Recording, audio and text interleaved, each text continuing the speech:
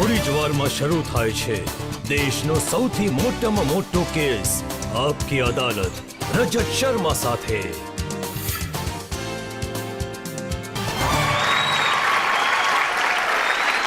નમસ્કાર. Thank you. ખૂબ ખૂબ સ્વાગત છે તમારું આપકી અદાલતમાં.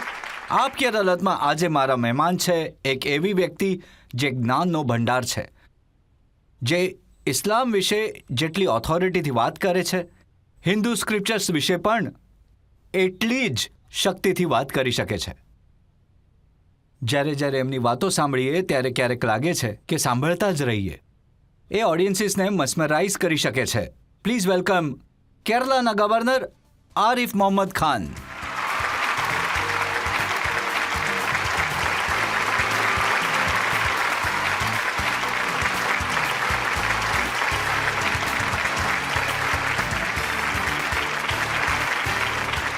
તમારી તાળીઓ વાગતી રહેવી જોઈએ, કારણ કે હવે હું આમંત્રિત કરું છું આપકી અદાલતમાં આપણા આજના જજને. આજના જજ પણ બહુ ખાસ છે. સ્કોલર છે, એજ્યુકેશનિસ્ટ છે, અનુભવી છે. એ પણ અલીગઢ મુસ્લિમ યુનિવર્સિટીના સ્ટુડન્ટ રહી ચૂક્યા છે અને જામિયા મિલિયા યુનિવર્સિટીના વાઇસ ચાન્સલર છે. Please welcome professor Najma Akhtar.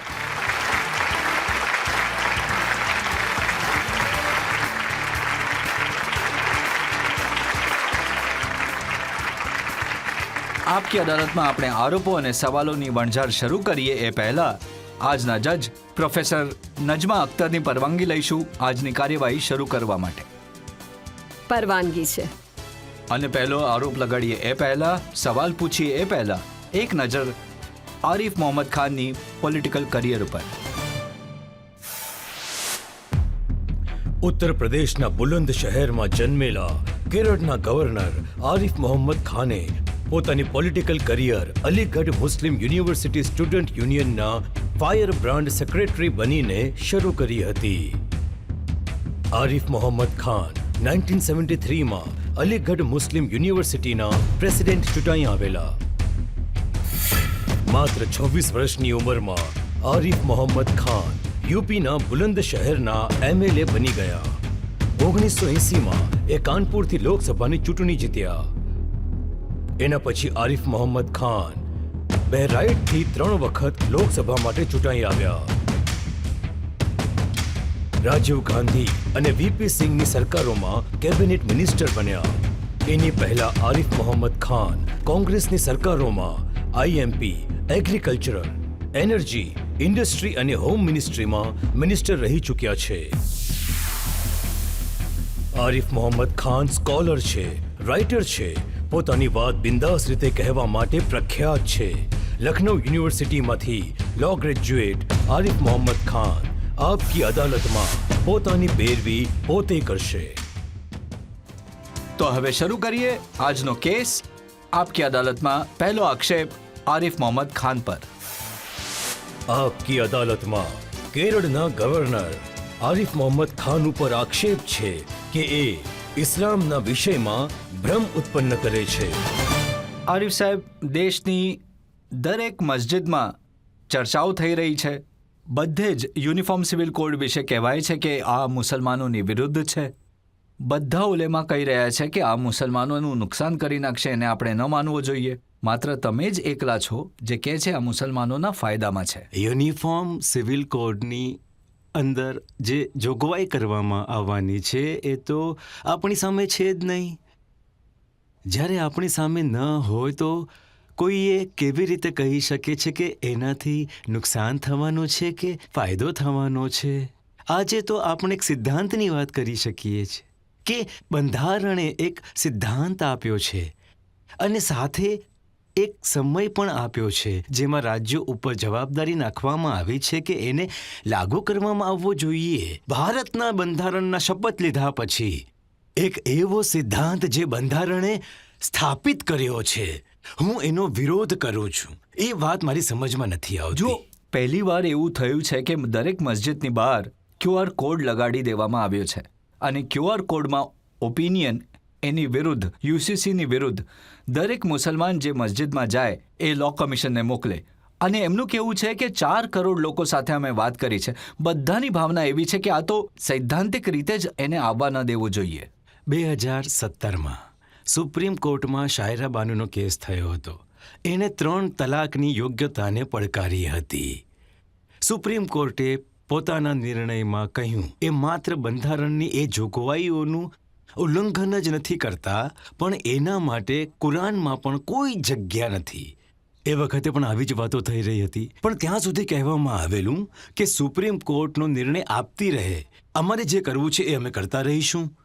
અને 1 મહિનાની અંદર જ પાર્લામેન્ટમાં આંકડો મૂકવામાં આવ્યો હતો જે 500થી વધારેનો હતો સુપ્રીમ કોર્ટનો નિર્ણય આવ્યા પછી. એના પછી માનનીય વડાપ્રધાનજીએ એક પહેલ કરી અને એક બિલ લોકસભામાં પાસ થયું.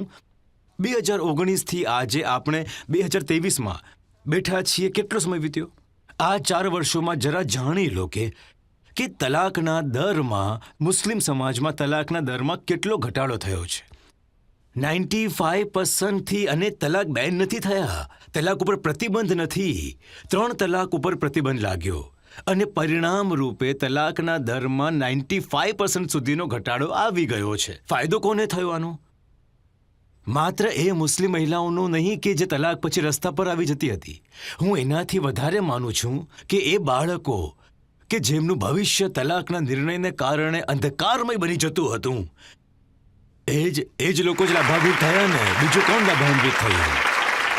અને એમ કહેવામાં આવતું હતું કે આનાથી મુસલમાનોનું બહુ નુકસાન થશે. તો નુકસાન થયું કે ફાયદો થયો? અને હું તમને એમ કહેવા માંગુ છું, આજે તો હજી તો ફક્ત 4 વર્ષ થયા છે. જરા 40 વર્ષ વીતી જવા દો. 40 વર્ષ પછીની જે પેઢી હશે એ આપણા વડાપ્રધાનને એ રીતે જોશે કે 1000 વર્ષથી જે કુનીતિ હતી, 1000 વર્ષથી ચાલતી કુનીતિ, જેને કારણે મહિલાઓનું જીવન નરક બની ગયું હતું, જેને કારણે કેટલા બાળકો 1 મહિનામાં 500 તલાક થતા હતા, તો કેટલા બાળકો હતા કે જેમનું ભવિષ્ય અંધકારમય બની જતું હતું. અને તૂટેલા પરિવારોનું 40 વર્ષ પછી એનું આકલન થશે કે આ કેટલું મોટું રિફોર્મિસ્ટ, કેટલું મોટું સુધારાત્મક, કેટલું મોટું કામ થયું છે. આ વાત તમે 40 વર્ષ પછીના લોકો ઉપર છોડી દેજો. એ લોકો તો ત્યારે પણ એમ જ કહેતા હતા કે મુસલમાનોનું નુકસાન એ થશે. વખતે પણ કપિલ સિબ્બલ આર્ગ્યુ કરી રહ્યા હતા સુપ્રીમ કોર્ટમાં. હજી પણ કપિલ સિબ્બલ મેદાનમાં છે. એમનું કહેવું છે કે આ આખું ને આખું કામ યુનિવર્સલ સિવિલ કોડનું પણ રાજનીતિ માટે થઈ રહ્યું છે, વોટ માટે કરી રહ્યા છે. પણ એ સાથે પણ કહી રહ્યા છે કે યુનિફોર્મ સિવિલ કોડ શું છે કે એ વડાપ્રધાનને પણ નથી ખબર. એ કપિલ સિબ્બલ સાહેબને તો ખબર હતી કે 3 તલાકનો કેસ છે. કપિલ સિબ્બલ સાહેબ જ્યારે મુસ્લિમ પર્સનલ લોબાર તરફથી આવ્યા હતા ને, અને એમણે 3 તલાકના મતમાં રહીને દલીલો કરી કે 3 તલાક રહેવા જોઈએ, જેમાં કોર્ટે પણ હસ્તક્ષેપ ન કરવો જોઈએ. જે વિધાન સાથે એમણે શરૂઆત કરેલી, હું માનું છું કે 3 તલાક મહિલાઓ માટે અપમાનજનક છે, અન્યાયપૂર્ણ છે, વગેરે વગેરે. અને એના પછી દલીલ કરેલી કે બીજી ઘણી બધી વાતો છે જે અન્યાયપૂર્ણ છે, બીજી ઘણી બધી વસ્તુઓ મહિલાઓ માટે સારી નથી, તો ફક્ત આને ખતમ કરવાની કોશિશ કરવામાં આવે. તો જ્યારે તમે જાણતા હતા કે 3 તલાક અપમાનજનક છે મહિલાઓ માટે, તમે જાણતા હતા કે અપમાનપૂર્ણ છે, અને આ બધું માનવા છતાં પણ એ 3 કલાકની પેરવી કરી રહ્યા, તો એ રાજનીતિ છે કે આ રાજનીતિ છે? એ પોતે જવાબ આપી દેશે. આદિપ સાહેબ, કેમ કે કોઈને ખબર નથી કે યુનિફોર્મ સિવિલ કોડ શું હશે, એમાં કેવા પ્રોવિઝન હશે, તો અલગ અલગ લોકો અલગ અલગ પ્રકારની વાતો કરી રહ્યા છે. અને થોડા અંશ તમારી સામે મૂકું છું. બદરુદ્દીન અજમલ સાહેબ મેમ્બર ઓફ પાર્લામેન્ટ છે, આસામના વરિષ્ઠ નેતા છે. એમણે કહ્યું કે જો સમાન નાગરિક સંહિતા લાગુ થઈ ગઈ તો હું સાડી પહેરીશ અને 5 વર્ષ સુધી દાઢી વધારીશ અને પછી 5 વર્ષ પછી દાઢી કાઢી નાખીશ. 5 વર્ષ મીઠ ખાઈશ, પછી 5 વર્ષ મીઠ નહીં ખાઉં. હવે મને લાગે છે કે મારે જવાબ આપવાની જરૂર નથી. જવાબ આવી ગયો છે. આ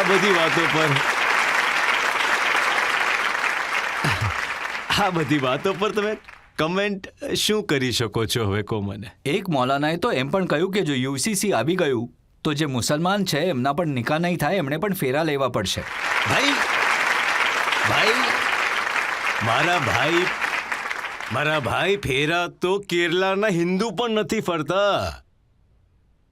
યુનિફોર્મ હિન્દુ કોડ બિલ છે ત્યાં છતાં પણ, એક કાયદો છે છતાં પણ શીખ ભાઈઓને પણ એક કાયદો લાગુ પડે છે. પણ એ લોકો જાય છે ગુરુદ્વારામાં, ત્યાં એના લગ્ન થાય છે. આપણા જૈન ભાઈઓ જે પોતાની રીતે કરે છે. જુઓ, એક વાત કહી દઉં હું તમને, આજની સરકાર હોય કે કોઈ બીજી સરકાર હોય અને હજારો સંઘ પણ બની જાય અને હજારો સરકાર જતી રહે, ભારતની સંસ્કૃતિ એકમ સદ વિપ્રા બહુધા વદંતી. બહુદાની સંસ્કૃતિ છે ભારતની સંસ્કૃતિ. આપણે બહુદાને એવું નથી કે આપણે સહન કરીએ છીએ ડાયવર્સિટીને, આપણે ડાયવર્સિટીનો બહુદાનો આપણે એનો ઉત્સવ મનાવીએ છીએ. આપણે એનો ઉત્સવ મનાવીએ છીએ. ભાતેષુ એ સ્ત્રીયા પુરુષો નાના વર્ણા પિરકિત્તિટે નાના દેવર્ચને યુક્તા નાના કર્માની ફુર્વતે. ભારતની સ્ત્રીયા પુરુષો એમની ત્વચાના રંગ અલગ અલગ છે. એ અલગ અલગ દેવોની પૂજા કરે છે. એમના રસમો રિવાજ અલગ અલગ છે. દુનિયાની કોઈ રાજનીતિ છોડી દો, કોઈ તાકાત ભારતની વિવિધતાને ખતમ નહીં કરી શકે. આ સંસ્કૃતિ આખી દુનિયા પ્લુરાલિસ્ટિક બનવાની શરૂ થઈ છે પાછલા 100-150 વર્ષોમાં. ભારતે પોતાની સાંસ્કૃતિક યાત્રાનો આરંભ કર્યો છે. વિવિધતાની સ્વીકાર્ય ફક્ત સન્માન નહીં, વિવિધતાની સ્વીકાર્યતા સાથે. એકમ સદ્ર વિપ્રા બહુધા બંધતી. અને ફક્ત આટલું જ નથી, આકાશાક પતિ તત્વોયમ યથા ગચ્છતિ સાગરમ સર્વદેવા નમસ્કારા તે શવમ પીર્તિ ગચ્છતિ. તમે કોઈ પણ ગમે તે નામ લઈ લો, એનાથી પૂજા કરો, અર્ચના કરો, બધું એને પહોંચે છે જેને કોઈ નામ નથી આપી શકતું. તમે ગમે તે નામે બોલાવો, આ દેશ વિવિધતાનો ઉત્સવ મનાવે છે. આપણી સંસ્કૃતિ રહેશે જ નહીં જો આપણી વિવિધતાને ક્યાંકથી આંચ આવી ગઈ તો. યુસીસીને દરેક વ્યક્તિ પોતાના દ્રષ્ટિકોણથી જુએ છે. જમિયતે ઉલમાએ હિન્દના અધ્યક્ષ છે મૌલાના અશદ મદની. એમનું કહેવું છે કે અમને 4 લગ્નનો અધિકાર છે. યુસીસી આવશે તો આ હક છીનવાઈ જશે. અને અમારે ત્યાં તો પુરુષ 80 વર્ષનો થાય ત્યાં સુધી એમાં તાકાત હોય છે, પણ સ્ત્રી તો 30-40 વર્ષ પછી કોઈ કામની નથી રહેતી. મને નહીં, આ વાત ઉપર તાળી નહીં વગાડ, હસો પણ નહીં. આના પર માત્ર અફસોસ કરી શકાય છે. આવી ભાષા પર ફક્ત દુઃખ વ્યક્ત કરી શકાય છે કે કોઈ વૃદ્ધ માણસ આવી ભાષાનો ઉપયોગ કરે છે. અને બીજી વાત હું કહીશ કે 4 લગ્નનો જે મામલો છે, તમે કુરાનમાં જોઈ લો ને, સુરાઈ નિસા આયતનો 3 કે 4, અનાથ બાળકોના, વિધવાઓના અને યતીમ બાળકોના, અનાથ બાળકીઓની વાત એમાં કરી છે કે જે ઓધની લડાઈ છે. 1/3 પુરુષોની વસ્તી ખતમ થઈ ગઈ હતી. એ વખતે ઘણી બધી વિધવાઓ હતી. જર્મનીનો કેસ તમારી સામે છે, વર્લ્ડ વોર થયા પછી, જ્યાં એમણે મહિલાઓનું કહ્યું ગમે તેટલા છોકરા પેદા કરો, અમે કંઈ નહીં કહીએ.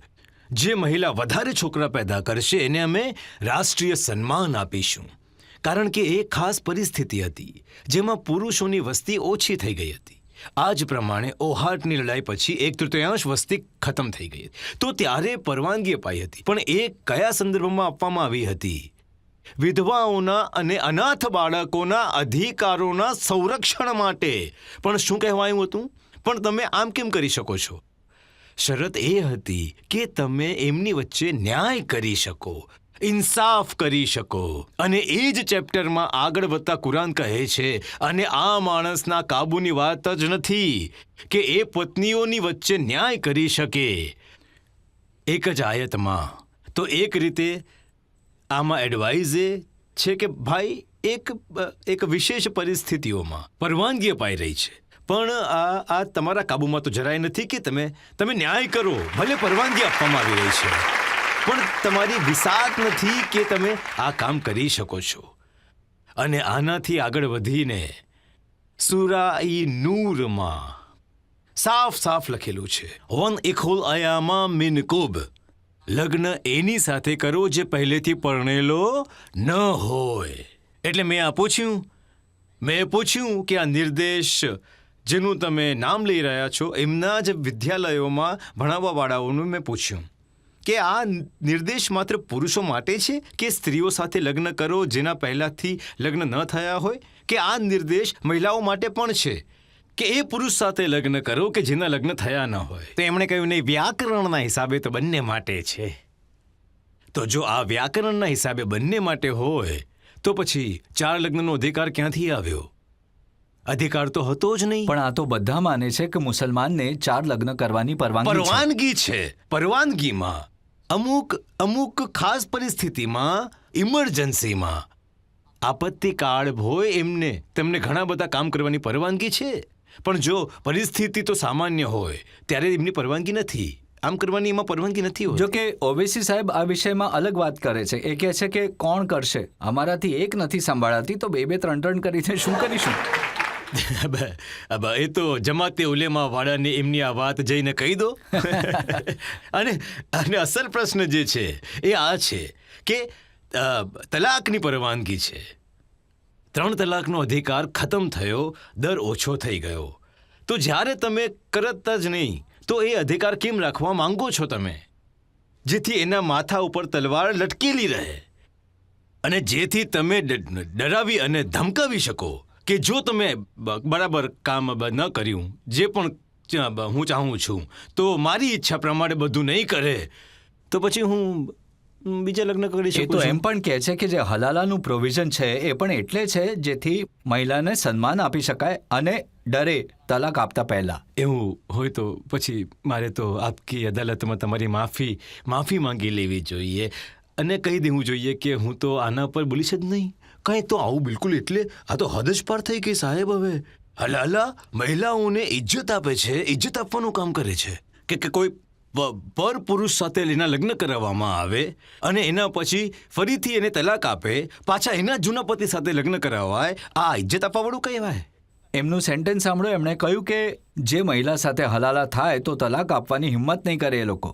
હું કહું છું કે તલાક આપવાનો એ અધિકાર છે એ કુરાનમાં સીધો છે કે તમારે 3 મહિના જ્યારે તમે પહેલું સ્ટેપ છે સમજાવો, બીજું સ્ટેપ છે ઉદાહરણ આપી સમજાવો, ત્રીજું સ્ટેપ છે કે બંને બાજુએથી 2-2 લોકો હોય જે એમની વચ્ચે મધ્યસ્થી કરે. આ બધું જ્યારે ફેલ થઈ જાય તો તલાક આપો. પણ તલાક આપ્યા પછી ત્યારે 3 મહિના સાથે રહેવું પડશે. જ્યારે કુરાનમાં આ રસ્તા વિશે કહેવાયું છે અને આ 3 રસ્તાએ એ 3 મહિનામાં જો શારીરિક સંબંધ બંધાઈ જાય અને મૌખિક રીતે માણસ પાછું લઈ લે છે તો તલાકની અસર ખતમ થઈ જાય છે.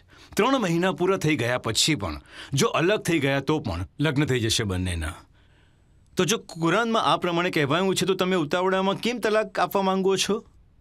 હલાલાની જરૂરિયાત તો ત્યારે પડે ને જ્યારે તમે દાળમાં મીઠું વધારે પડ્યું અને તમે તલાક આપી દીધા અને પછી રડી રહ્યા છો મારા છોકરાઓ છે. મારી આવી નિયત નહોતી, હું તો ખીજાવવા માંગતો હતો. કેટલા આવા કેસીસ છે. કોઈ પણ એવો કાયદો કે જેના માટે તમે એવો દાવો કરો છો કે આ ઇસ્લામી છે, શું એ કુરાનનું ઉલ્લંઘન કરી શકે છે? આપણે ત્યાં 3 તલાક કુરાનમાં ક્યાંય ઉલ્લેખ નથી અને આ 3 તલાક 1000 વર્ષથી ચાલે છે. આ તો કહે છે કે આ જે શરીયત છે એ અમારા માટે બંધારણથી પણ ઉપર છે. અચ્છા, તો ગોવામાં પણ યુનિફોર્મ સિવિલ કોડ છે. ત્યાં મુસલમાનોના યુનિફોર્મ સિવિલ કોડમાં એમ કહેવાય છે કે તમારે નિકાહ નથી કરવાના, ફેરા લેવાના છે. એમાં કહેવાયું છે કે તમારા શરીરને દાટવાનું નથી, તમારે તમારા શરીરને બાળવાનું છે. હિન્દુઓમાં એ છે. હિન્દુઓમાં એ સંપ્રદાય છે જે પોતાના શરીરને બાળતા નથી, એ પોતાના શરીરને દફન કરે છે. અરે આ દેશમાં કોઈ વિવિધતાને ન કોઈ જોખમ છે, ન ક્યારેય કોઈ જોખમ થશે.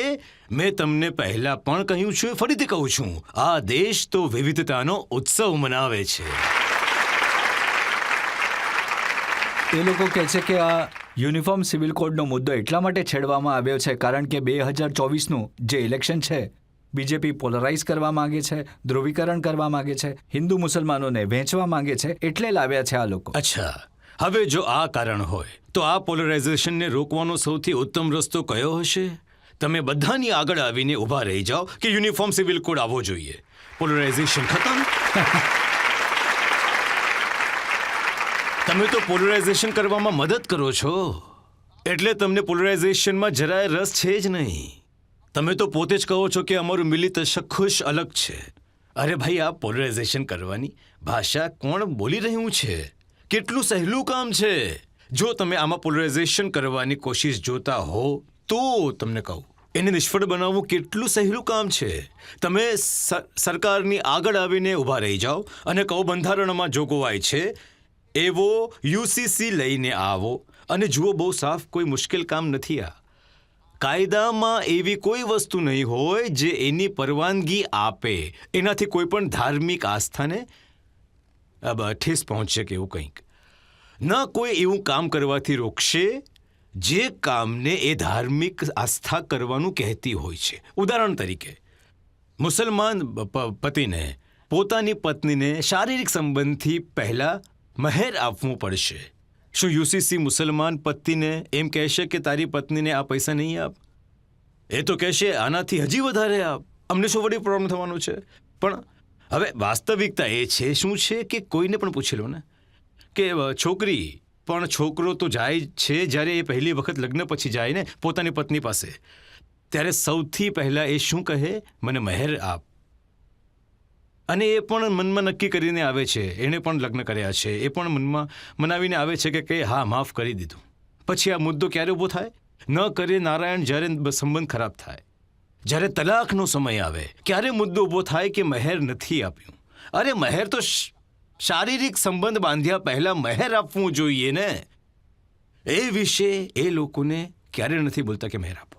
શું તું યુસીસી બનશે તો મુસલમાન પતિને એમ કહેશે કે તારી પત્નીને મહેર નહીં આપ, જેટલું આપે છે એના કરતાં વધુ આપ? એમાં પ્રોબ્લેમ શું છે ભાઈ? મહિલાઓના હકના વિષયમાં મુફ્તી સલીમ અશરમ કાઝમી દેવબંધના છે. એમની વાત મેં સાંભળી. એમને કહ્યું કે મહિલાને ઇસ્લામમાં તલાકનો હક એટલે નથી આપવામાં આવ્યો કારણ કે મહિલા બહુ ઉતાવળી હોય છે, ઉતાવળે નિર્ણય લઈ લે છે. હવે હું તમને પૂછું, ઇસ્લામના નામ પર પાકિસ્તાન બન્યું, જી બન્યું કે નથી બન્યું? અને પાકિસ્તાનમાં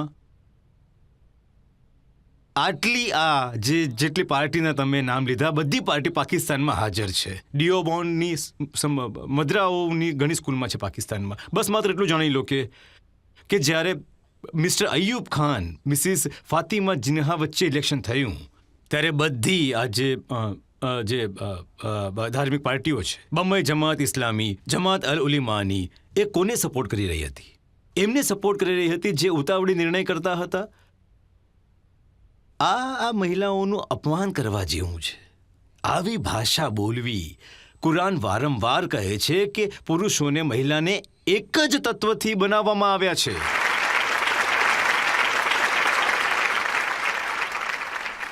હુઝુર સલ્લમની હદીફ છે, એમની સાથે નમ્રતાથી પેશ આવો, તમે મહત્વના છો. તમે પુરુષને અપમાનજનક વાત કહેશો તો એના પર એની એટલી અસર નહીં પડે, પણ જો એ મહિલાને અપમાનજનક વાત કહેવામાં આવશે તો હુઝુર સસનની હદીફ છે કે તમે મહત્વના છો. એ લોકો કાચ જેવા છે, એમની સાથે બહુ ઇજ્જતથી અને સન્માનની સાથે બિહેવ કરવું જોઈએ તમે. હવે આટલું બધું લખાયું છે છતાં એ લોકો જો આવી ભાષા બોલે તો એમને વિશે હું શું કહી શકું છું? હવે આ પબ્લિકમાંથી કોઈ સવાલ પૂછવા માંગે છે? કેરળના ચીફ મિનિસ્ટરનું કહેવું છે કે આ government one nation one culture કરવા માંગે છે. અને સર, તમે કેરળના ગવર્નર છો તો સર આમાં તમારું શું કહેવું છે? મેં તમને પહેલાં જ કહ્યું કે તમે આ દેશમાં 1000 એવા સંગઠન બનાવી લો અને 1000 વર્ષ સુધી રાહ જુઓ કે અમે દેશમાં એક રાષ્ટ્ર અને એક પ્રકારના કસ્ટમ્સ, રિચ્યુઅલ્સ, રીતિ રિવાજો, મોટી પાર્ટી, પ્રેક્ટિસીસ, એ બધું જ ફેલ થઈ જશે. ગમે તેટલી તાકાત લગાડો, સંભવ જ નથી. ભાઈ, આ તો એક દેશ છે કે જ્યાં એક પરિવારમાં એક મા બાપથી જન્મેલા તમે બે બહેનો છો. એક શનિવારે વ્રત રાખે છે, એક સોમવારે વ્રત રાખે છે. તો હવે તમે ઝઘડો કરશો? એક ભાઈ જાય છે હનુમાનજીના મંદિરમાં, એક જાય છે શિવજીના મંદિરમાં. તમે આમાં કોને રોકશો? એક કલ્ચર ક્યાંથી થઈ જશે? સ્વામી વિવેકાનંદજીએ કહ્યું, મને ગર્વ છે એ વાત પર કે હું એ દેશમાંથી આવું છું. રુચિનામ વૈચિત્રિય દિર્જુ કુટિલ નાના પજ્જશામ નિર્ણમેકો ગમ્યસ્તંસી પૈસા મરણ ભીમ. જે પ્રકારે નદીના નાળાઓ પોતપોતાના સ્ત્રોતમાંથી નીકળે છે, આખરે જઈને સમુદ્રમાં લીન થઈ જાય છે, આ જ પ્રમાણે પ્રભુ અમે માનવો પણ પોતપોતાની પ્રવૃત્તિ અનુસાર અમારો માર્ગ પકડીને ચાલીએ છીએ, પણ આખરે તમારામાં જ લીન થઈ જઈએ છીએ. મને હમણાં જ યાદ આવી ગયું,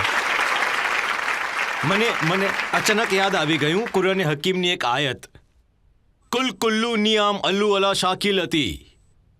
હુઝુર સસલમને કહેવામાં આવે છે, ઘોષણા કરો, દરેક વ્યક્તિ એ કરે છે જે પ્રકૃતિમાં આપણે એને પેદા કર્યો છે.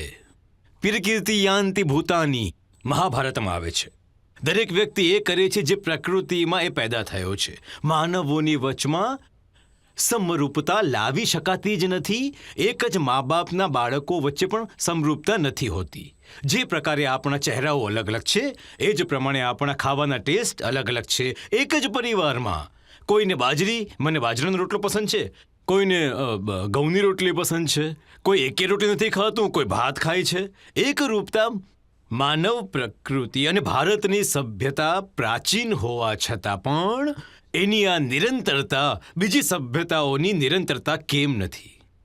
એ માટે કે એમને ત્યાં વિવિધતાની સ્વીકાર્યતા ને સન્માન નહોતું. સ્વામી વિવેકાનંદે કહ્યું છે, હું ક્રિશ્ચનના ચર્ચમાં જઈશ અને એની સાથે ડીલ કરીશ. હું મુસલમાનની મસ્જિદમાં જઈશ, એની સાથે નમાઝ પઢીશ. હું જે હિન્દુ ધ્યાન યોગમાં લાગેલો છે, હું એની પાસે જઈશ અને એની સાથે હું ધ્યાન યોગમાં બેસીશ. અમને આમાં કોઈ સમસ્યા નથી. આ ફક્ત માધ્યમ છે અને જેને ભજવવામાં આવે છે એને તો કોઈ નામ આપી જ ન શકાય ને. હા, તમે બહુ સરસ વાત કરી કે સમયની સાથે થોડું પરિવર્તન તો હું થાય તમને જ છે. કુરાન હકીમની એક આયાત કહી દઉં. એલા એ લોકો કહે છે ને કે હું કન્ફ્યુઝન પેદા કરું છું, હું કુરાન કોટ કરું છું. એક પણ વક્તવ્ય હું નથી આપતો જેમાં મેં કુરાનની આયાત વિશે ના કહ્યું હોય, સમજો. અને લોકો કહે છે કે હું કન્ફ્યુઝન કરું છું. કુરાનની આયાતો એકદમ સાફ છે. ઇલ્લા તનફરુ યુઝિબકુમ અઝાબન અલીમા વયસ્તબિલ કૌમન ગૈરકુમ લા યદુરુકુમ શયન.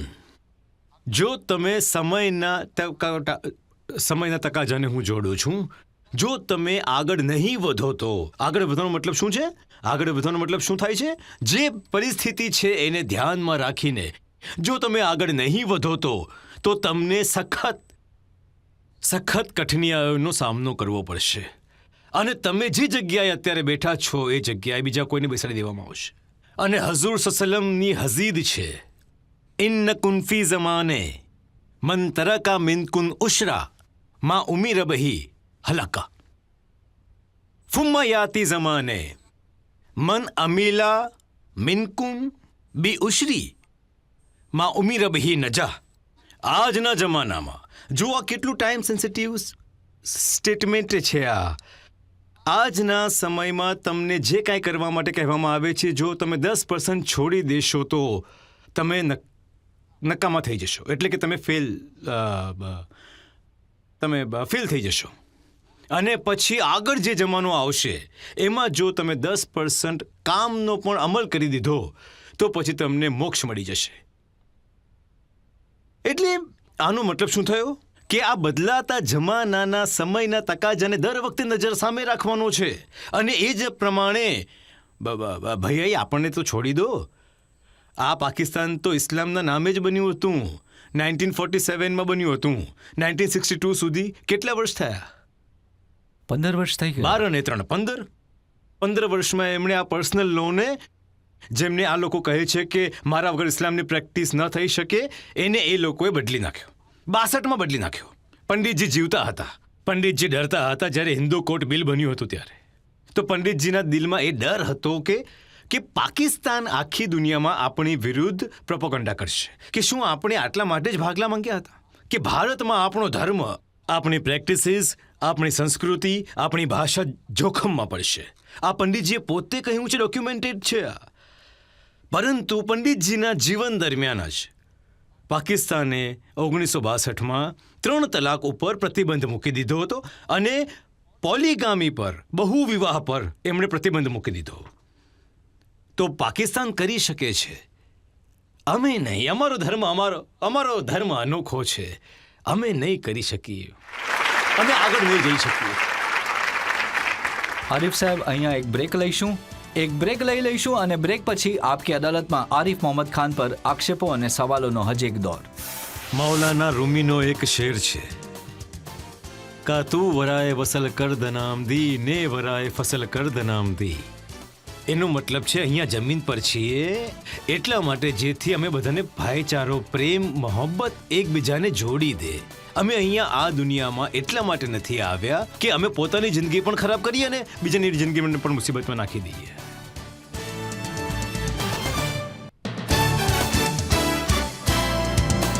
Welcome back. આપકી અદાલતમાં આજે આપણા મહેમાન છે કેરળના ગવર્નર આરિફ મોહમ્મદ ખાન.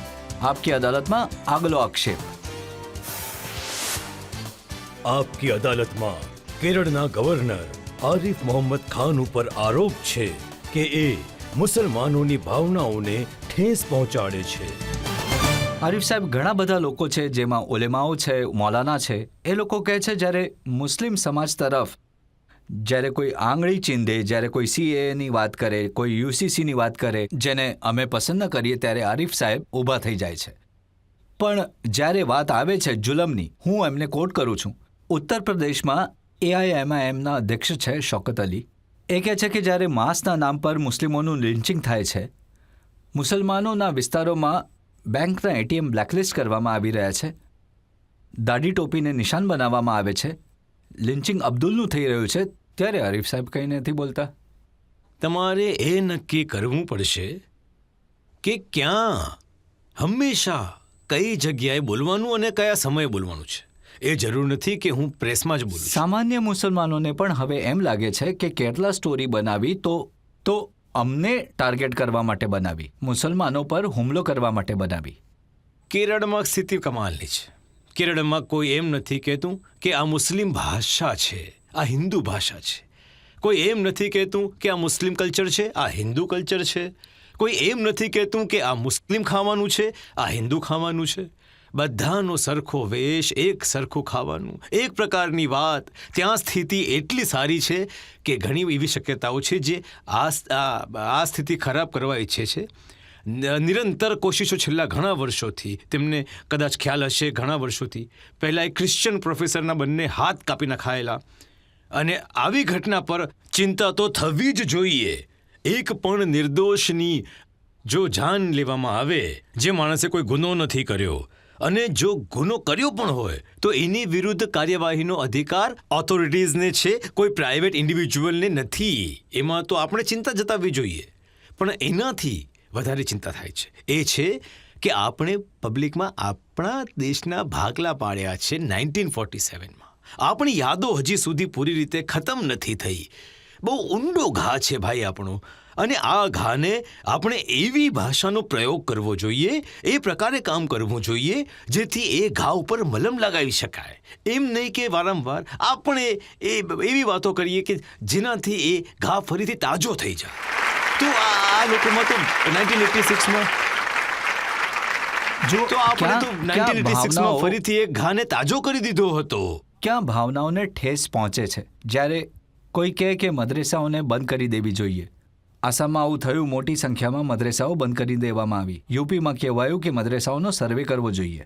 હું તમને કહું છું કે આખી દુનિયામાં બમે આરબ દેશોને ગણીને જેટલી મોટી મદ્રેસાઓ હિન્દુસ્તાનમાં છે, જેટલી મોટી મદ્રેસાઓ કોઈ બીજા અરબ દેશમાં પણ નથી.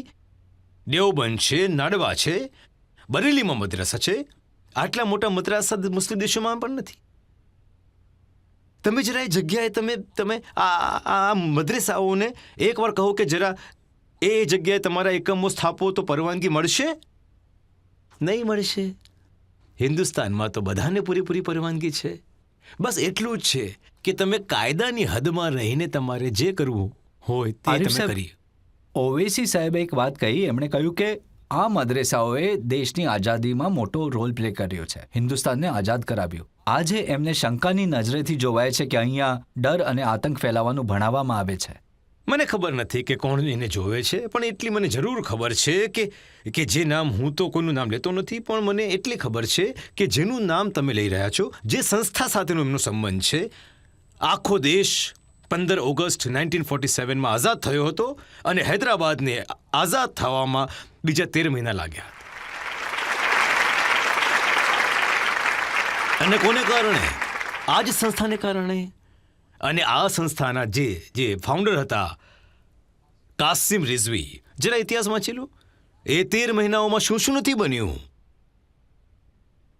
અને લોકોએ તો ત્યાં સુધી લખ્યું છે કે જ્યારે ઓક્ટોબરમાં પોલીસ એક્શન થયું હતું તો જો કે આપણા ઘણા બધા મામલા રિપોર્ટ કરવામાં આવ્યા હતા, એક્શન જબરદસ્તી થયેલી, તો એના જસ્ટિફિકેશનમાં કોઈની આર્ગ્યુમેન્ટ આવી કે સાહેબ, આ અમારી સેનાને કે પોલીસના લોકો જે હૈદરાબાદની બહાર હાજર હતા, ગવર્મેન્ટના આદેશની રાહ જોતા હતા, એ બધા તે 13 મહિનાઓ સુધી આ સમાચાર વાંચતા હતા કે કયા પ્રકારે મહિલાઓ સાથે બળાત્કાર થયા, કયા પ્રકારે નિર્દોષ લોકોને મારી નાખવામાં આવ્યા, અને 13 મહિનામાં એમની અંદર ગુસ્સો ઉકળી રહ્યો હતો.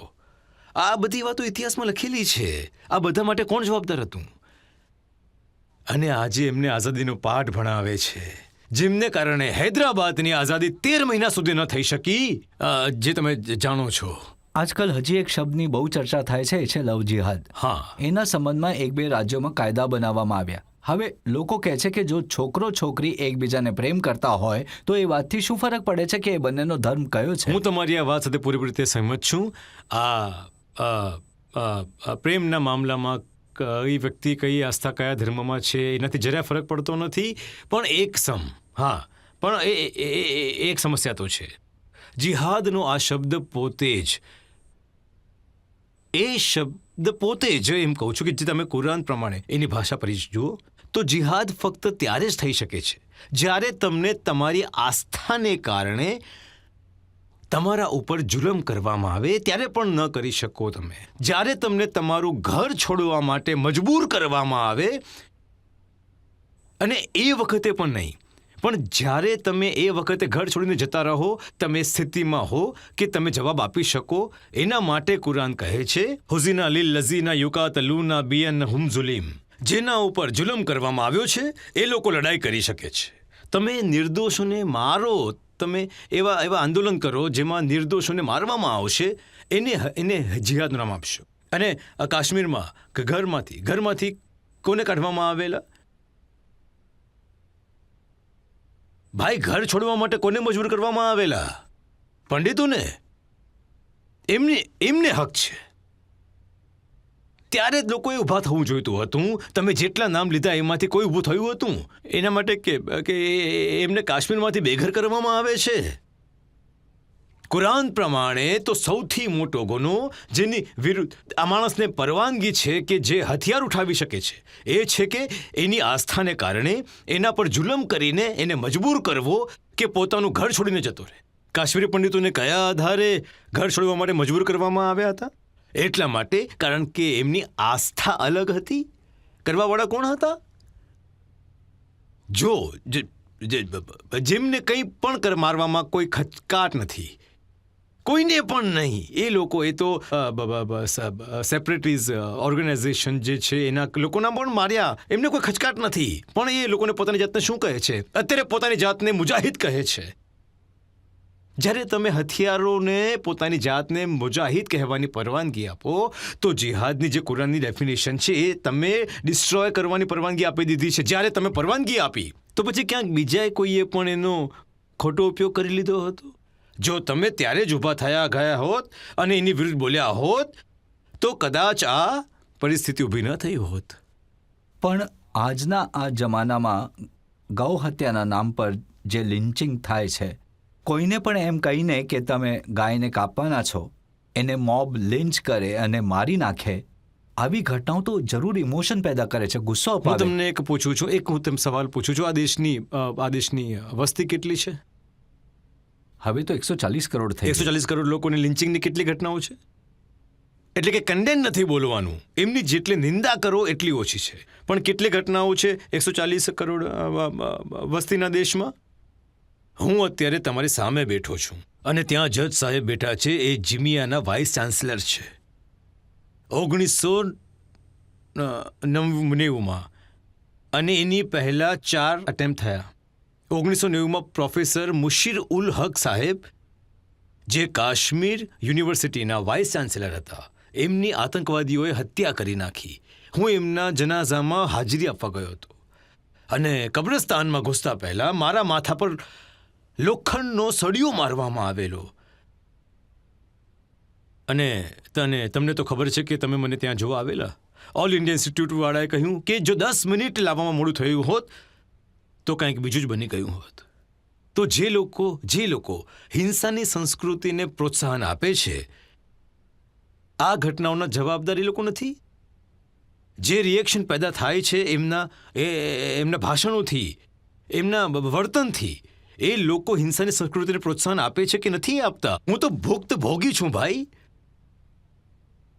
હું કેવી રીતે એક પણ નિર્દોષ વ્યક્તિને જો મારવામાં આવશે, એ પણ જો એ ગુનેગાર હશે તો પણ કોઈ પ્રાઇવેટ માણસને તો હક છે જ નહીં.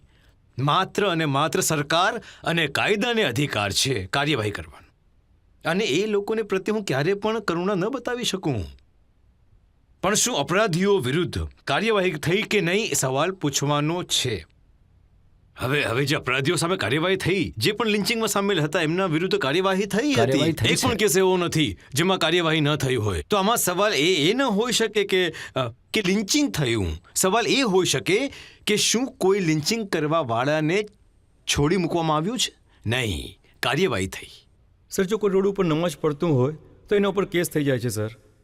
પણ જો કોઈ ટ્રેનમાં ભજન કીર્તન કરતું હોય તો એના પર કાર્યવાહી કેમ નથી થતી સર? તમારું શું કહેવું છે? મારું એવું માનવું છે કે એક સમય સુધી રોડ પર લોકો નમાઝ પડતા હતા અને મેં પણ પડી છે ગ્રીન પાર્ક મસ્જિદની બહાર જ. કારણ કે ઈદ અને બકરા ઈદના પ્રસંગે મસ્જિદમાં જગ્યા નથી હોતી. પણ આપણે એ વાત પણ નકારી ન શકીએ કે એનાથી પસારવાવાળા લોકોને ઇન્કન્વિનિયન્સી થાય છે. તો પછી એ રસ્તો એ કાઢવામાં આવ્યો કે એની પહેલાં કે વાંધા વચકા નીકળે એની પહેલાં જ રસ્તો કાઢવામાં આવ્યો કે એક વારને બદલે 2 વખત કે 3 વખત નમાઝ થઈ શકે છે.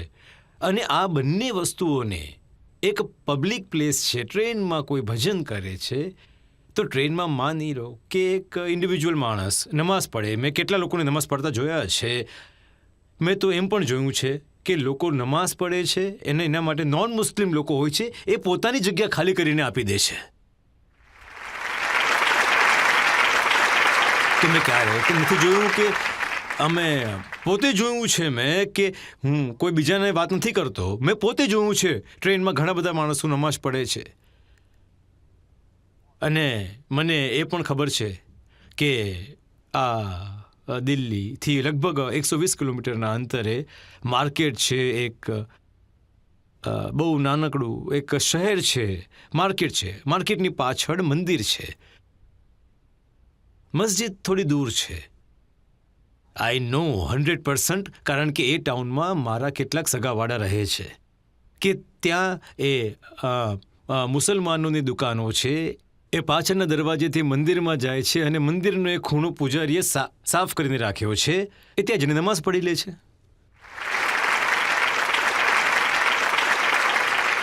ભાઈ,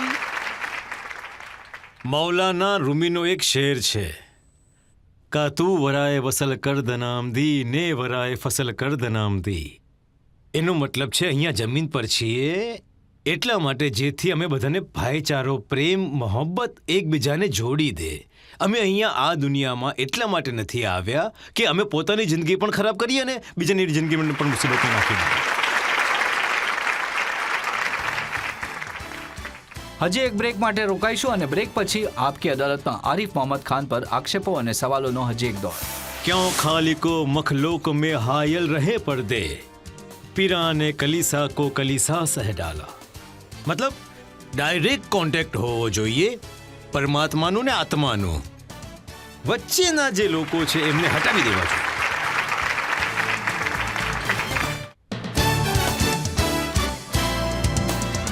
વેલકમ બેક. આપકી અદાલતમાં આજે આપણે કેસ ચલાવી રહ્યા છીએ. સવાલ પૂછી રહ્યા છે કેરળના ગવર્નર આરિફ મોહમ્મદ ખાનને. આપકી અદાલતમાં આગલો આરોપ.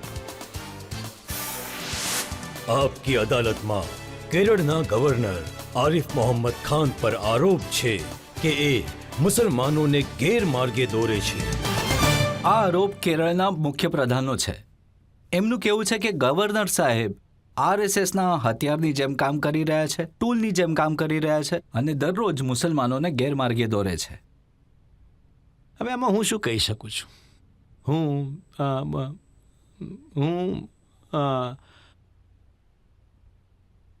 ધર્મશાસ્ત્રોનો વિદ્યાર્થી છું, વિદ્વાન નથી. હું વિદ્યાર્થી છું, મને જાણવાની ઈચ્છા છે. હું થોડો સમય લઉં છું, વાંચું છું અને જે વાંચું છું એ બીજાની સાથે શેર કરવાની કોશિશ પણ કરું છું. જો કોઈ સમસ્યા આવે તો એના પ્રકાશમાં હું કોઈ સૂચન કરી શકું. મારા માટે કોણ આવું બોલે છે જે ધર્મશાસ્ત્રોને માનતા જ નથી? એ લોકો મને કહે છે કે એ હું તો મિસલીડ કરું છું. કમ્યુનિસ્ટ છે. અને એમની મજબૂરી શું છે? તેઓ કમ્યુનિસ્ટ છે. એમની મજબૂરી શું છે? 1990 સુધી એમના દરેક ઇલેક્શન મેનિફેસ્ટોમાં યુનિફોર્મ સિવિલ કોડના તેઓ સપોર્ટર હતા.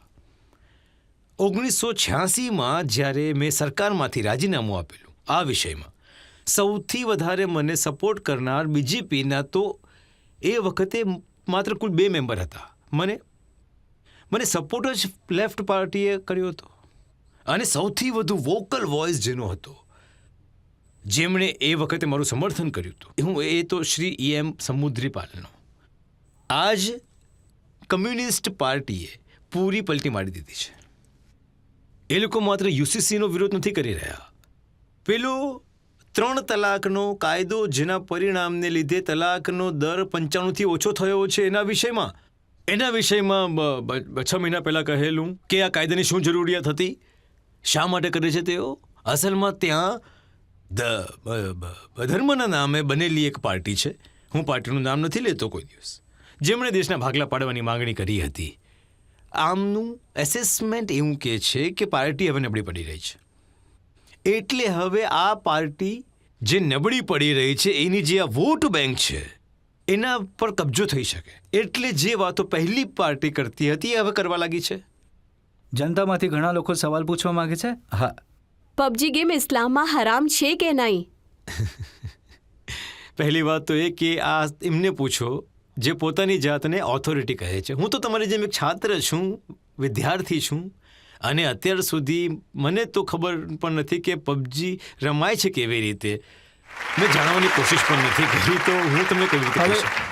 ઝાકિર નાયક સાહેબનું કહેવું છે કે મુસલમાનોએ વિડીયો ગેમ નહીં રમવી જોઈએ, કારણ કે જો વિડીયો ગેમ રમશે તો એમાં દરેક પ્રકારના ફોટાઓ ત્યાં દેખાશે, ઓછા કપડાં પહેરેલી સ્ત્રીઓ દેખાશે, એમાં મ્યુઝિક હશે, અને ઇસ્લામમાં તો સંગીત પણ હરામ છે. અચ્છા, આપણે માની લીધું. નહીં, હું તો એમની વાતને માનું છું, માની લીધું. વિડીયો ઉપર એમનો જે ફોટો આવે છે એ ચાલે એમ. એ જે માઇક રાખે છે અને એનો જે વિડીયો બની રહ્યો છે, અને જેને લીધે મને ખાતરી છે યુટ્યુબ અને એને પેમેન્ટ આપતું હશે, કારણ કે એમની વ્યુઅરશિપ બહુ મોટી છે. તો યુટ્યુબ એમને પૈસા પણ આપતું હશે. તો એ વિડીયો બનાવવો અને એના દ્વારા પૈસા કમાવવા એમના માટે હલાલ છે? અરે ભાઈ, આ કયો નવો મામલો નથી. હિન્દુસ્તાનમાં તો આ લોકોએ જ જ્યારે સિપ્સના માધ્યમથી હાજીઓનું જવાનું શરૂ થયું ત્યારે તો એક ફતવો હતો, હિન્દુસ્તાનના મુસલમાનો માટે હજ જરૂરી નથી, કારણ કે હજ કરવા માટે તમને એમને જોઈએ. એ જમાનામાં પાસપોર્ટ નહોતો, પણ ત્યારે પરમિટ હતી. તો પરમિટ પર ફોટો લગાવવાનો, તો પરમિટ પર ફોટો પડાવવો પડે એટલે ઇસ્લામની વિરુદ્ધ છે, એટલે તમારે હજ પર ન જવું જોઈએ. અને એ વારંવાર કહેતા રહ્યા હતા.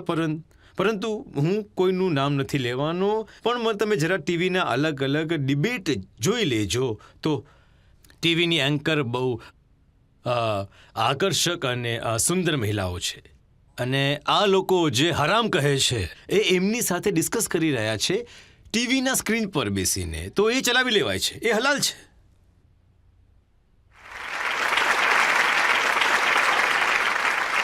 તમે ટીવી એન્કર્સની વાત કરી તો એક પાકિસ્તાનની એન્કર છે, એમણે એક મૌલાનાને પૂછ્યું કે તમારું કેવું છે કે જ્યારે જન્નતમાં જઈશું તો અમને અપ્સરા મળશે? અસલમાં વાત એ છે, ખબર નહીં, એવું છે કે એક વખત સ્વામી વિવેકાનંદને પ્રોફેસરે એક સવાલ પૂછ્યો હતો. જો તમે રસ્તા પર ચાલતા હો અને એ જગ્યાએ બહુ જ પ્રજ્ઞા વિઝડમથી એકદમ ભરપૂર કોઈ ગ્રંથ હોય અને એક પૈસાની થેલી પડી હોય તો એ બંનેમાંથી તમે કોને લેશો? સ્વામી વિવેકાનંદજીએ કહ્યું કે હું તો પૈસાની થેલી ઉપાડી લઈશ. તો પ્રોફેસરે કહ્યું ને, તો પ્રોફેસર કહ્યું કે બહુ વિચિત્ર માણસ છો તમે, સંન્યાસી છો ને પૈસાની થેલી ઉપાડશો? તો હું તો પુસ્તકમાં જે પ્રજ્ઞા છે, વિઝડમ છે, બુદ્ધિમત્તા છે એને ઉપાડીશ. તો એમણે કહ્યું કે જેની પાસે જે ન હોય એ ઉપાડી લે. જેની પાસે જે વસ્તુ નથી એનું એને આકર્ષણ થાય છે. હું એટલી જ કમેન્ટ કરી શકું છું, એનાથી વધારે મારે કાંઈ નથી કહેવું. એવું ક્યાંય લખ્યું છે કે જન્નતમાં અપ્સરાઓ હશે, એક એક માણસમાં 10-10 માણસોની તાકાત આવી જશે, તમને ઉચ્ચ કોટીની જો અપ્સરા મળશે? હું એવું તો એટલું કહી શકું છું કે મારા અધ્યયન પ્રમાણે હૂરનો ઉલ્લેખ તો છે, પણ એનો અર્થ શું છે એની મને ખબર નથી હજી સુધી. એમાં એક નહેરો વહેતી હશે, ફળો હશે, આ હશે, તે હશે. આખરે હૂર પર શા માટે આટલું વજન આપે છે? તો ઘણી બધી ચીજો છે, પણ કુરાનમાં બીજી જગ્યાએ એમ કહેવાયું છે જે બહુ મહત્વનું છે. એમાં લખ્યું છે, અને માણસનું મગજ, માનવ બુદ્ધિ એની કલ્પના જ નથી કરી શકતી કે જન્નત શું વસ્તુ હોય છે. તો આ વાતનો મતલબ શું થયો? આ વાતનો મતલબ થયો કે સ્ક્રિપ્ચર જે હોય છે, ધર્મશાસ્ત્ર જે હોય છે, એ તો દરેક લોકો માટે છે. જેની બુદ્ધિ ઓછી વિકસિત છે એના માટે પણ છે, જેની બુદ્ધિ વધારે વિકસિત છે એના માટે પણ છે. તો એણે તો બધાને એડ્રેસ કરવાના હોય છે ને. એટલે આકર્ષણ એટલે આ લોકો જન્નત વિશે એવી રીતે વાત કરે છે જાણે રોજ ટ્રેનમાં બેસીને જતા હતા. હાજી હાજી, હું પણ એ જ નિવેદન કરી રહ્યો છું. અસલમાં એ રહેશે ત્યાં છે જે સ્વામી વિવેકાનંદે કહ્યું કે આકર્ષણ એ વસ્તુ પ્રત્યે થાય છે જે વસ્તુ કોઈની પાસે નથી હોતી. એટલે એમાં આકર્ષણ હવે વાત થાય નીકળી છે. છે તો હું તમને કહું કે પાકિસ્તાનની જે મહિલા એન્કર હતી એમણે મૌલાનાને કહ્યું હતું કે ચાલો તમને તો અપ્સરા મળશે, મહિલાઓને શું મળશે, મને શું મળશે? એમણે કહ્યું તમને એ જ હસબન્ડ મળશે જે તમારી સાથે આ જન્મમાં છે. તો એણે આગળ શું કહ્યું એ પણ હું તમને કહું. એમણે કહ્યું કે મારે નથી ના, ના, જોઈતું. એણે કહ્યું કે એ જ મળવાનો હોય તો જન્નત, મને ખબર છે એને શું કહેલું, મેં જોઈ છે આ હા, ક્લિપ. હા, જી, એણે જી. કહ્યું હતું કે તો પછી ત્યાં જવાનો ફાયદો શું છે? જે એણે કહ્યું હતું. શું ઇસ્લામમાં વ્યાજ હરામ છે? શું કુરાનમાં એ માટે પરવાનગી ઇન્ટરેસ્ટ નથી? લેવું ઘણા બધા લોકો કહે છે વ્યાજ વ્યાજ. બિલકુલ. હું એમાં ઇન્ટરેસ્ટની વિરુદ્ધ બહુ કડક શબ્દોનો પ્રયોગ કરવામાં આવ્યો છે.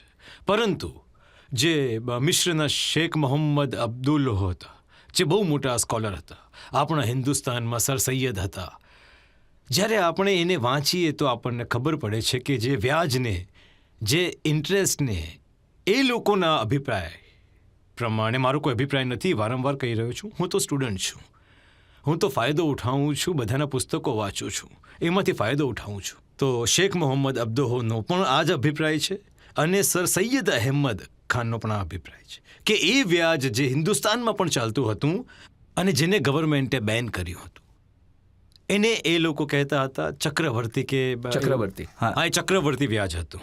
આ એ વ્યાજની વાત થઈ રહી છે.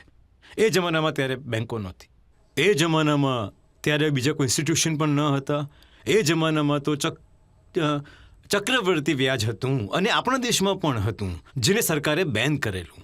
તો એ બંનેનો અભિપ્રાય એવો છે કે મુસ્લિમ ઉલમા એને સમજવામાં અસફળ થયા હતા. આજના જમાનામાં તો એવી ઘણી બધી બેંક છે જેના હેડ મુસલમાનો છે. જી, બધા મુસલમાનો અરે પણ- એ છોડો, તમે બેંકને છોડી દો. બધા મુસલમાન જે દેશમાં જોઈ લો, ઇસ્લામના નામે બની ગયેલું પાકિસ્તાન, એ જ બેન્કિંગ સિસ્ટમ લાગુ છે. IMFની લોન પણ છે, અને અને વ્યાજ દરેક પણ આપે બેંકની છે. લોન છે, વ્યાજ આપે છે. હવે તમે જ્યારે આટલી બધી વાતો કહી છે તો એ પણ કહી દો કે ફતવો શું હોય છે. એનું લિટરલ મિનિંગ તો એ છે કે આ તમે માની લો કે કોઈ માન્ય કે કોઈ મામલામાં તમારે કાયદો દરેક તમારા આટલા કાયદા છે, દરેક માણસને એની જાણકારી ન હોઈ શકે. એની જાણકારી રાખે કોઈ તમારા વિષયમાં તમારા મગજમાં ભ્રમ છે એટલે તમે કોઈ મોટા વકીલ પાસેથી ઓપિનિયન લો છો. લીગલ ઓપિનિયન એનો લિટરલ મિનિંગ તો છે લીગલ ઓપિનિયન. પણ વધારે વસ્તી તો એ લોકોની છે કે જે બિચારા બહુ વધારે શિક્ષિત નથી. એટલે કોઈને પણ કાઢી નાખે છે, ફતવો ઇસ્યુ કરી દે નહીં, છે. હું એ જ વાત પર આવું છું કે લિટરલ મિનિંગ એ છે ઓપિનિયન. પરંતુ એનો ઉપયોગ કેવી રીતે કરવામાં આવે છે? જાણે કે કોઈ અદાલતનો ઓર્ડર હોય, ફતવો કાઢી નાખ્યો કે એમને બહાર કાઢો, ફતવો કાઢ્યો કે આ નિકાહ સાવ ખોટા છે, ફતવો કાઢી નાખ્યો કે હવે આ સાથે નહીં રહી શકે. અરે ભાઈ, આ લોકો કોઈ અદાલત છે કે એ લોકો ઓર્ડર આપી શકે છે? એ ઓપિનિયન આપી શકે. અને જ્યારે ફસાય ત્યારે આવું જ કહે છે કે અમે કોઈ હુકમ થોડો આપીએ છીએ, અમે તો ઓપિનિયન આપીએ છીએ. મેં કહ્યું તમે આ વાત નકારી શકો છો કે એને સામાન્ય માણસ, તમે એવી ઇમ્પ્રેશન બનાવી દીધી છે કે એને ધર્મની દ્રષ્ટિએ નુક્તાએ નિગાહે જોઈને એવું લાગવું જરૂરી છે. એ માણસ એવું સમજે છે તો એના નથી પાડતા. એ એમને જાણી જોઈને આ માહોલ બનાવ્યો છે. તો આવી વાતોથી બચવા માટે સામાન્ય માણસ શું કરે સમજવા? આમાંથી તમને કોઈ પણ ક્યારે પણ કોઈ સુરક્ષિત નહીં કરી શકે જ્યાં સુધી તમારી પાસે જ્ઞાન નહીં હોય. કોઈ સુરક્ષિત નહીં રાખી શકે. માણસે જો શોષણથી બચવું હોય, આગળ વધવા માટે જ્ઞાન તો જરૂરી છે જ, પણ જો શોષણથી બચવું હોય તો સૌથી મોટું હથિયાર ઇલ્મ છે, જ્ઞાન છે. પોતાની જાતને શિક્ષિત બનાવો. હું તમને અલ્લાહ કુરાનમાં એક આયાત છે, વયદા એટલે કહેવામાં આવ્યું છે પ્રોફેટિક મિશન શું હોય છે, પ્રોફેટિકનું કામ શું છે. 3 આયાતમાં કહેવામાં આવ્યું છે કે પ્રોફેટનું કામ એક તાલીમ આપવાનું છે, શિક્ષિત કરવાનું છે. પણ હજી એક 4થી આયાત છે, એમાં શું કહ્યું છે? એમાં લખ્યું છે વયદા અનહુમ ઇસરહુમ વલ અગલા લલ્લતી કાનત અલય. અને પ્રોફિટનું કામ છે, આ પ્રોફિટ નથી. કુરાન પ્રમાણે તો દરેક દેશમાં અને દરેક લોકોમાં પ્રોફિટ છે. કદાચ એમને અવતાર કહેવાય છે તો કહેવામાં આવ્યું છે એમનું મિશન શું છે? એમનું મિશન એ છે કે માણસોના ગળામાં અને પગમાં લાગેલી સાંકળીઓથી એમને મુક્ત અપાવવાની છે. અને આ આયતની કોહિર મને મતલબ એ લોકોએ લખ્યું પણ છે, પણ મને બહુ પસંદ છે. અલ્લાહ ઇકબાલને કહ્યું આ જ આયતનું એક પ્રકારેનું પ્રતિબંબ એમાં દેખાઈ આવી રહ્યું છે. અને કહ્યું ક્યાં ખાલિકો મખલોક મેં હાયલ રહે પડદે, પીરાને કલીસા કો કલીસા સહ ડાલા. મતલબ ડાયરેક્ટ કોન્ટેક્ટ હોવો જોઈએ પરમાત્માનું ને આત્માનું. વચ્ચેના જે લોકો છે એમને હટાવી દેવા જોઈએ. આ હું નથી કહેતો, અલ્લામા ઇકબાલ કહી રહ્યા છે, નહીં તો ફરીથી મારા પર અપશક લગાડશો. અલ્લામા ઇકબાલ કહી રહ્યા છે કે આ બધા વચ્ચેવાળાઓને હટાવી દો, લાત મારી દો એમને. આરોપો હજી પણ છે આરિફ સાહેબ. આપણે એક બ્રેક લઈશું અને બ્રેક પછી આપકી અદાલતમાં આરોપો અને સવાલોનો હજી એક દોર. શાહરૂખ ખાન જો પોતાના ઘરમાં ગણેશ ચતુર્થીને દિવસે ગણેશજીની સ્થાપના કરે છે, ગણેશજીની મૂર્તિને વિસર્જિત કરવા જાય છે, તો શું એ કાફિર થઈ ગયા? એ ઇસ્લામની વિરુદ્ધ છે? મારું એ માનવું છે જે કોઈ કાંઈ પણ કરે એના વિશે જજમેન્ટ આપવાનો મને કોઈ પણ અધિકાર છે જ નહીં. Welcome back. આપકી અદાલતમાં આજે આપણા મહેમાન છે કેરળના ગવર્નર આરિફ મોહમ્મદ ખાન. આપકી અદાલતમાં આગલો આક્ષેપ. આપકી અદાલતમાં કેરળના ગવર્નર આરિફ મોહમ્મદ ખાન ઉપર આરોપ છે કે એ ઇસ્લામની પરંપરાઓને તોડે છે. હવે કેરળના એક સુન્ની લીડર છે અબ્દુલ હમીદ ફૈઝી સાહેબ. એ કહે છે કે ગવર્નર સાહેબનું નામ ઇમ્પ્રેશન આપે છે કે એ મુસલમાન છે. એમના નામનો મતલબ છે કે અલ્લાહના એવા બંદા છે જે અલ્લાહને સારી રીતે સમજે છે, એમની સાથે વાકેફ છે, પણ એમને મુસલમાન ન માનવા જોઈએ. એમને પોતાનો અભિપ્રાય આપવાનો હક છે અને મેં ક્યારે એમની પાસે સર્ટિફિકેટ નથી માંગ્યું. એમની પાસે હું શું કોઈની પાસે મેં નથી માંગ્યું સર્ટિફિકેટ. ઘણા બધા લોકો કહે છે કે ઇસ્લામમાં એક રૂલ છે કે તમારે બીજાના પ્રાર્થના સ્થળે ન જવું જોઈએ, પરંતુ એમનું કહેવું છે કે આરિફ સાહેબ તો બીજા રિલિજન્સના મંદિરમાં જાય છે. તમારા વિશે એમણે ફેબ્રુઆરી 2022માં ઉલ્લેખ કેમ કર્યો. ફેબ્રુઆરી 2022નો કેમ કર્યો? 1980ના કાનપુરના કેટલાય મંદિરો એવા છે, કોઈ મંદિર બચ્યું નથી કાનપુરમાં જ્યાં હું ન ગયો હોઉં, જ્યાં એમણે મને બોલાવ્યો હોય અને હું ન ગયો હોઉં. તમે પૂછી લો કાનપુરવાળાને 2022 જ શું કામ? 1980માં હું કાનપુરથી કોંગ્રેસનો MP હતો. આખા 5 વર્ષનું પૂછી લો, કદાચ જ કોઈ એવું મંદિર હશે જે એમણે બોલાવ્યો હોય ને હું ગયો ન હોઉં. એમને વધારે પ્રોબ્લેમ છે કે તમે શબરીમાલામાં ગયા અને ત્યાંના કસ્ટમ પ્રમાણે તમે કપડાં પહેર્યા, ત્યાં જઈને પૂજા કરી. એમનું કેવું છે કે ઇસ્લામમાં તો આ અલાઉડ નથી. હવે હું તમને કહી દઉં, ઇબ્ને અરબી, તમે ગૂગલ ઉપર જાઓ, સૂફીઓમાં પહેલું નામ સૌથી મોટું નામ છે અને એ માણસે કેટલું લખ્યું છે અને એમને અરબીમાં મદ્રસોમાં એમની વિરુદ્ધ ભણાવવામાં આવે છે. અને જે મદ્રાસીઓમાં વિરુદ્ધ, મારા પુસ્તકમાં એક આર્ટિકલ છે, તમે વાંચી લેજો, ઇબ્ને અરબી. એ જ ઉસ્તાદ જેમણે મદ્રેસેમાં ઇબ્ને અરબીને વિશે આ પ્રકારની વાતો કરતા હતા જે તમે હમણાં કહ્યું કે મારા વિશે કહી રહ્યા હતા, એ જ ઉસ્તાદ આ મક્કાની વાત છે જે સૌથી મોટી મસ્જિદ છે, હરમ શરીફ, એ જ જગ્યાએ આ જ ઉસ્તાદ આ જ સવાલના જવાબમાં કે અરબી સિવાય આ દુનિયામાં કોઈ વિદ્વાન કે વિરુદ્ધ માણસ છે જ નહીં. તો એમના જે સ્ટુડન્ટ છે, વિદ્યાર્થી, એમને સવાલ પૂછ્યો કે સર, સવારે તો તમે કહેતા હતા ક્લાસમાં કે ઇબ્ને અરબી ભટકી ગયા હતા અને અહીંયા તમે કહો છો કે એમનાથી મોટો વિદ્વાન અને એમનાથી મોટો અલ્લાહને સમજવાવાળો કોઈ નથી. આ તો પરસ્પર વિરોધાભાસ.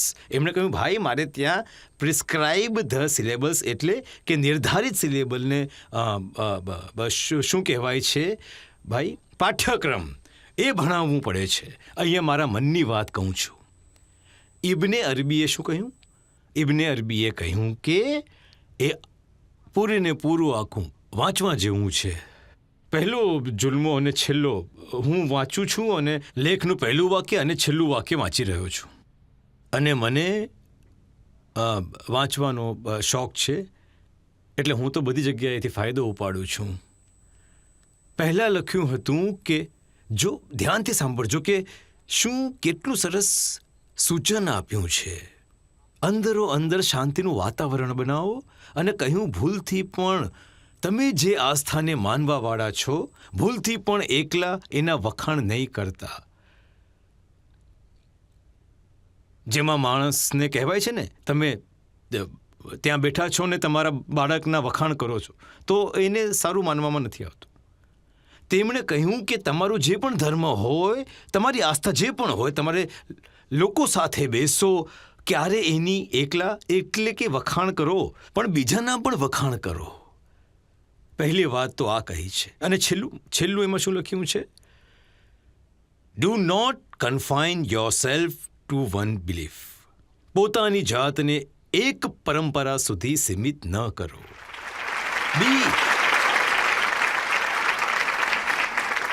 બી in yourself a form for all kind of beliefs, because the God is too vast and too tremendous to be confined, to be restricted to one belief or another belief.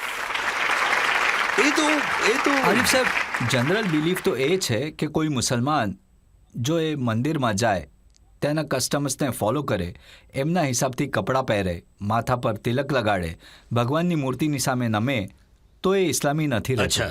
અચ્છા, નથી રહેતો. ઇન્ડોનેશિયાવાળા મુસલમાન છે કે નથી? રાષ્ટ્રપતિ ભવનની બહાર જેટલું મોટું દાંડી માર્ચનું સ્ટેચ્યુ તમે અહીં જુઓ છો, એનાથી મોટું સ્ટેચ્યુ લાગેલું છે કૃષ્ણ અર્જુન સંવાદનું. અને કોઈ બધા મુસલમાન છે, કોઈ પણ ઇન્ડોનેશિયનને પૂછી લો, આ શું કૃષ્ણ અર્જુન સંવાદ? આ તો હિન્દુ આઇકોન છે અને તમે મુસલમાન છો. Of course we are Muslims. Islam is our religion and this is our culture. ઇસ્લામ અમારી ધાર્મિક આસ્થા છે અને આ અમારી સંસ્કૃતિ છે. આરિફ સાહેબ, એવું નથી કહેવાતું કે જો હું મુસલમાન હોઉં તો મારું માથું માત્ર અલ્લાહ સામે નમશે, બીજા કોઈની આગળ નહીં? એટલે કે અલ્લાહ સિવાય બીજું કોઈ પણ છે? હું તો એકને માનું છું, બેને માનતો નથી હું. એટલે મને દરેક જગ્યાએ એ જ દેખાય છે. હવે તમારું અલ્લાહ સિવાય, એના સિવાય બીજું કોઈ છે ખરું? આ ઇસ્લામી પ્રમાણે છે કે સિવાય બીજું કોઈ છે? આ પોતાની અંદર જ ઇસ્લામ વિરુદ્ધ છે કે એના સિવાય કોઈ છે. મને તો દરેક જગ્યાએ હું જ્યાં પણ જઈશ, માત્ર મંદિરમાં જ કેમ, ચર્ચમાં કેમ નહીં, ચર્ચનો ઉલ્લેખ કેમ નથી કરતા? હું તો ચર્ચમાં પણ જાઉં છું ને. એ તો ગણાવે છે. તમે કૃષ્ણ મંદિર નહીં, નહીં, ગયા, નહીં. હું તમને કહી દઉં, અહીંયા દિલ્હીમાં ખાન માર્કેટની પાછળ યહૂદીઓનું સિનાગોગ છે. ત્યાં રબ્બાઈનો છે. જરા એમને પૂછી લો કે હું કેટલી વાર ત્યાં જઈને આવ્યો છું. હું તો ત્યાં પણ જાઉં છું. મને તો નથી લાગતું કે ખુદા અને ખુદાની રહેમત માત્ર અમુક લોકો સુધી સીમિત છે. એ બધા માટે છે. એટલે તમે કહો છો કે ઇસ્લામમાં આના પર આવા પ્રકારની કોઈ દરેક જણ રોક અલગ નથી. અલગ વિચારે છે. હું કોઈને ખાતરી તો ના આપી શકું. હું એમ વિચારું છું કે એ તો અલ્લાહના ઇમ્તિહાન છે. એને તમે કેદ કરવાની કોશિશ નહીં કરો. હું તમને કોશિશ એક નહીં કરો. સામાન્ય માણસ તરીકે પૂછું છું, શાહરૂખ ખાનના ઘરમાં જો એ ગણેશ ચતુર્થીના દિવસે ગણેશજીની સ્થાપના કરે, તો જો ગણેશજીની મૂર્તિનું વિસર્જન કરવા જાય તો શું એ કાફિર બની ગયા? આ ઇસ્લામની વિરુદ્ધ છે? મારું એવું માનવું છે કે કોઈએ જે પણ રસ્તે જવું હોય એ બાબતે કોઈના પણ વિષયમાં મને જજમેન્ટ આપવાનો કોઈ પણ અધિકાર નથી. જો કુરાનની આયતની સાથે હું તમને સમજાવું છું. ઇન અલ્લાહ અલ્લાહ કુલ્લી સૈન કદી. દરેક જણ એના નિયંત્રણમાં છે.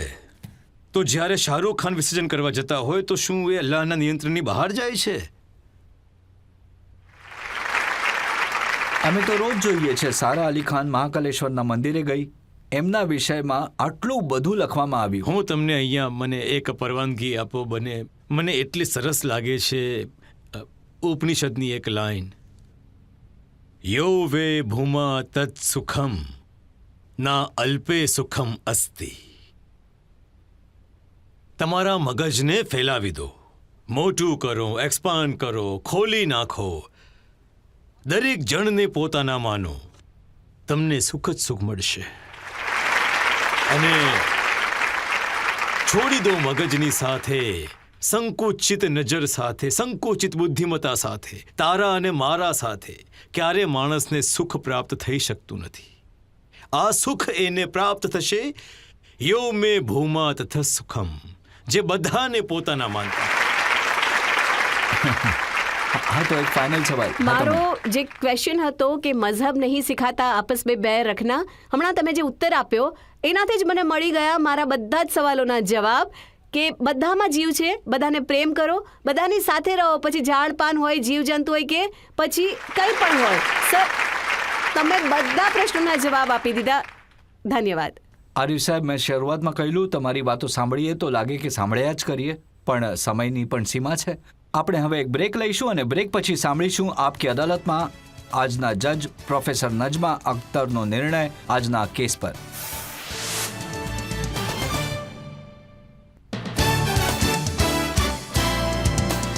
Welcome back. આપકી અદાલતમાં આજે આપણે કેસ ચલાવ્યો કેરળના ગવર્નર આરિફ મોહમ્મદ ખાન પર.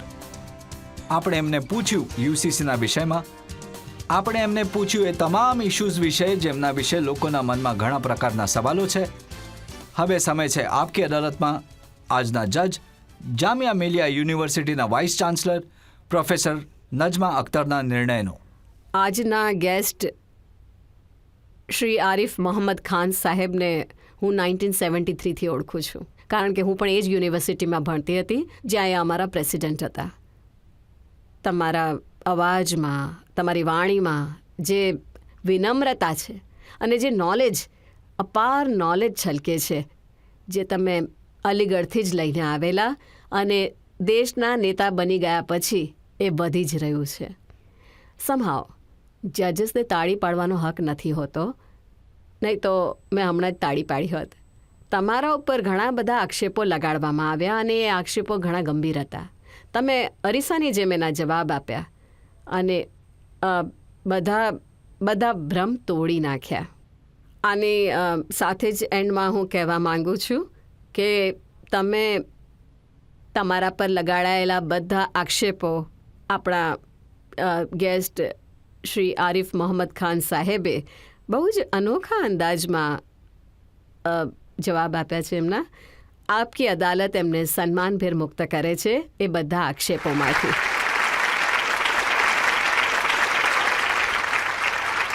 હવે એ જ આશા સાથે, એ જ ખાતરી સાથે કે આરિફ મોહમ્મદ ખાન આ જ પ્રમાણે નિર્ભયતાથી બોલતા રહેશે, લોકોના સવાલોના જવાબ આપતા રહેશે, આપણા જેવા લોકોને પણ ઘણું બધું શીખવાડતા રહેશે. આજનો કેસ આપણે અહીંયા જ પૂરો કરીશું. આવતા અઠવાડિયે તમારી મુલાકાત થશે એક નવા વ્યક્તિત્વ સાથે. ત્યાં સુધી નમસ્તે.